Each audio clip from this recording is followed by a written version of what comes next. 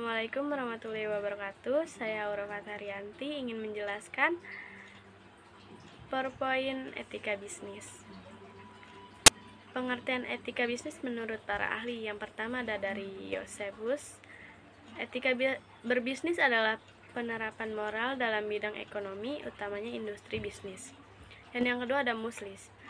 Menurutnya, etika yang ada di dalam dunia bisnis adalah sebuah seperangkat seseorang tentang bagaimana cara yang ideal untuk mengelola bisnis yang berdasarkan pada norma moral secara umum.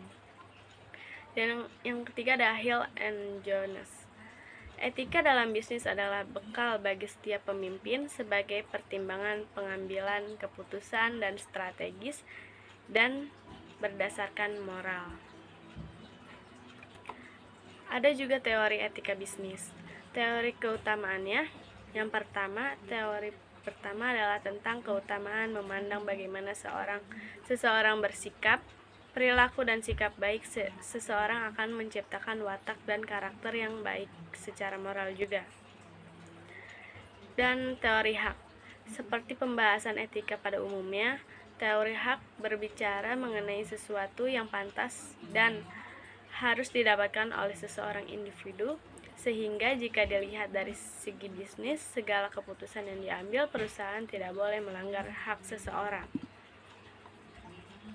Dan yang ketiga ada teori deontologi. Teori deontologi dalam etika bisnis menekankan tentang kewajiban seseorang untuk berperilaku sesuai dengan tanggung jawab yang diberikan. Misalnya, Anda bekerja dalam sebuah perusahaan dan bertugas untuk menangani pemasaran produk, maka sesuai teori deontologi dalam etika bisnis, Anda harus melakukan tugas tersebut dengan baik.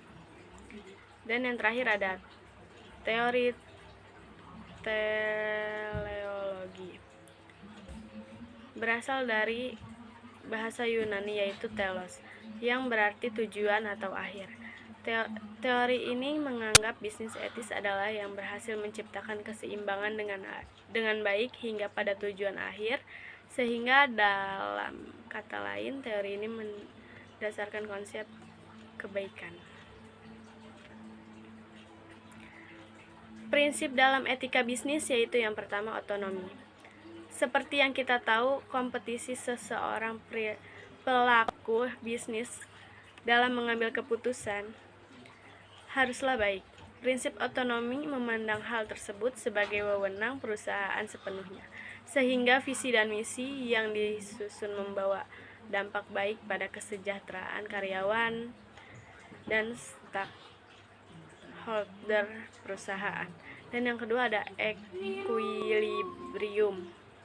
Berhubungan dengan otonomi pelaku bisnis, segala keputusan yang diambil juga harus seimbang. Dalam kata lain, perusahaan tidak boleh berat sebelah dalam memutuskan sesuatu, misalnya memberikan upah sesuai kontrak dan kontribusi kerja karyawan.